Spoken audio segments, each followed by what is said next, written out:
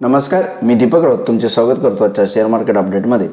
आज मार्केटमध्ये एक चांगला बाउन्स तेजीचा माहोल बघायला मिळाला, एक बूस्टर मिळाला असं म्हणता येईल. कारण त्याचं रिझन होतं 15 ऑगस्ट रोजी पंतप्रधान नरेंद्र मोदी यांनी केलेलं भाषण.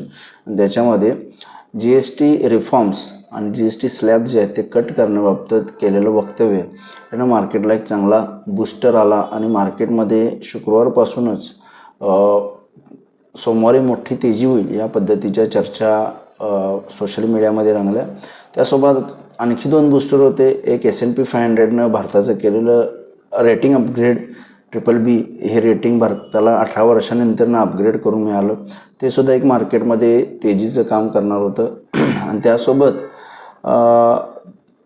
पुतीन आणि अमेरिके प्रेसिडेंट डोनाल्ड ट्रम्प यांची मीटिंग झालेली आलंच काय ते. आणि थोडंसं रशियन ऑइल जे कंट्रीज बाय करतात त्याच्यावर थोडंसं ट्रम्प यांचं त्यानंतर वक्तव्य आलं की कदाचित ॲडिशनल टेरिफ्स लावणार नाही. आणि एक पीस टॉककडं पुढं युद्धविरामाकडं चर्चाची थोडीशी सुरुवात झाली त्या मीटनंतरनं. ते सुद्धा मार्केटला थोडंफार बूस्ट करणार होतं. पण सगळ्यात मोठं कारण मार्केटला जे आहे बूस्ट करणार ते GST रिफॉर्म्स, GSTचे टॅक्स स्लॅब कट होणे हे मार्केटसाठी खूप बूस्टर आहे. ज्यानं कन्झम्पशन बूस्ट होईल, इन्फ्लेशन कमी येईल, ग्रोथ येईल, कंपन्यांच्या प्रॉफिटेबिलिटी वाढेल, त्यानुसार EPS ग्रोथ वाढेल आणि परिणामी मार्केटवर चांगला त्याचा प्रभाव पडेल लाँग टर्ममध्ये. हे मार्केटचं असेसमेंट होतं. आणि मला वाटतं त्यामुळेच मार्केटमध्ये आज तेजी झाली. पण तेजीला गलबत लावायला नेहमीप्रमाणे FIची विक्री कारणीभूत ठरल्यास मला वाटतं हायर लेवलवरून ज्या पद्धतीने निफ्टी थोडा खाली आला, बँक निफ्टीसुद्धा खाली आला, FIचं निश्चित सेलिंग झालेलं असेल. कारण शुक्रवारसुद्धा गुरुवारी जवळपास 2900 करोडची विक्री केलेली. आणि DIs कंटिन्यू बाय करत आहेत. 3700 करोडचं गुरुवारी बाय केलेलं. मग आज ज्या पद्धतीनं गॅपअप ओपनिंग झालं आहे, 25,000च्या अबाव निफ्टी गेला पण सस्टेन नाही होऊ शकला. FIचं सेलिंग म्हणा किंवा बाईंग साईडला ट्रॅव्हल झालेल्या पोझिशन एक्झिट झाल्या म्हणा, त्यामुळे मार्केट ज्या पद्धतीनं थोडंसं खाली आलं त्यामुळे थोडंसं मार्केटला काय आहे थोडंसं FIचं सेलिंग कारणीभूत ठरते. पण ज्या पद्धतीनं GST टॅक्स स्लॅब कट होणार आहेत, बूस्टर मिळणार आहे, त्याचे अनाऊन्समेंट सप्टेंबरच्या GST काउन्सिलच्या मीटिंगमध्ये होईल.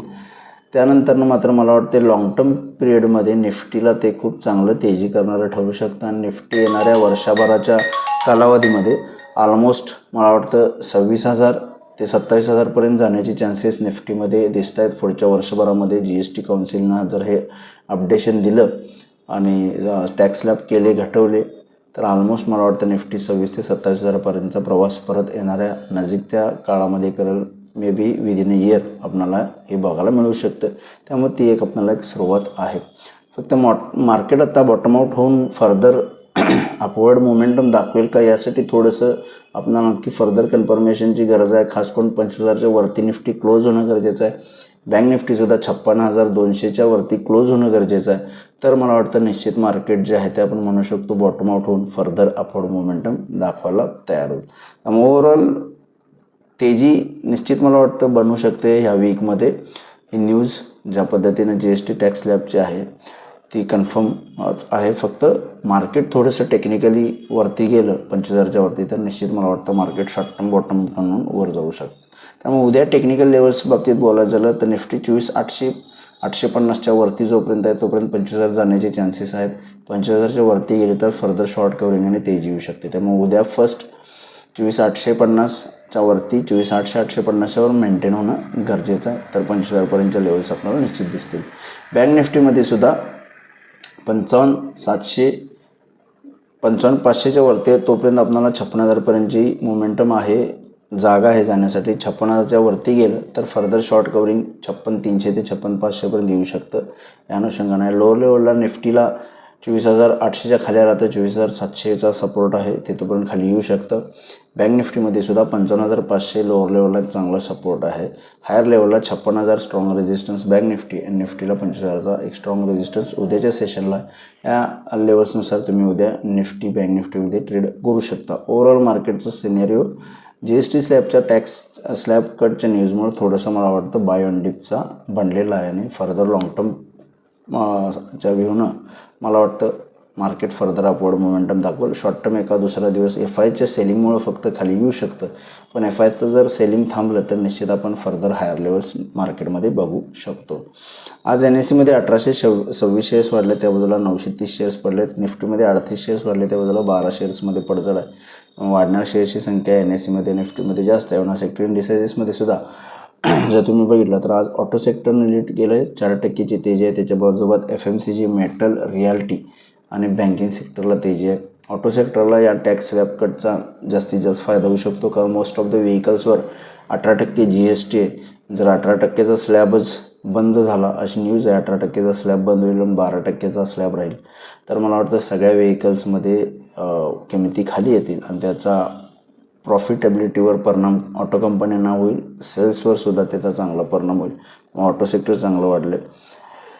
पडझड झाले फक्त IT आणि फार्मा सेक्टर या 2 सेक्टर्समध्ये थोडीशी आपल्याला मंदी बघायला मिळाली, कारण त्यांचा या GST स्लॅबला फारसा काही इम्पॅक्ट होणार नाही, कारण ऑलरेडी बऱ्यापैकी औषधं 0% ते 5%च्या स्लॅबमध्ये आहेत.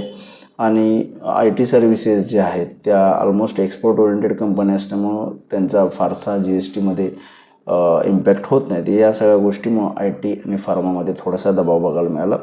ग्लोबल मार्केटमध्ये बघायचं झालं तर युरोपियन मार्केट्स 30-40 पॉईंट मायनस आहेत.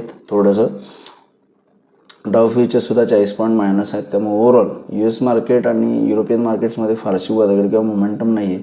पण मला वाटतं GST टॅक्स स्लॅब कटमुळं थोडंसं आपल्या मार्केटमध्ये पॉझिटिव्ह इम्पॅक्ट राहू शकतो. पण जर ग्लोबल मार्केट पॉझिटिव्ह राहिले आणि FIची विक्री थांबली, बाईंग तर राहू दे, FIची विक्री थांबली तर निश्चित आपण फर्दर हायर लेवल्सला जाऊ शकतो. पण FIची विक्री अजून जोपर्यंत US मार्केटमध्ये इन्फ्लेशन कमी येणार नाही आणि व्याजदर कट होण्याचे संकेत मिळणार नाही तोपर्यंत FIचं थोडं सेलिंग राहू शकतं. मग थोडंसं बघणं गरजेचं मार्केट कशा पद्धतीने उद्या बी होईल. जर निफ्टी 45,000च्या वर मेंटेन राहिला तर फर्दर शॉर्ट कवरिंगनं मार्केट वर जाईल असं मला वाटतं. तर बघूया उद्या मार्केट कशा पद्धतीने बिहेव होते. माझा व्हिडिओ ऐकला त्याबद्दल धन्यवाद. माझा व्हिडिओ लाईक करा, शेअर करा, माझ्या चॅनल सबस्क्राईब करून डेली अपडेटसाठी बेल आयकॉनला क्लिक करा. धन्यवाद.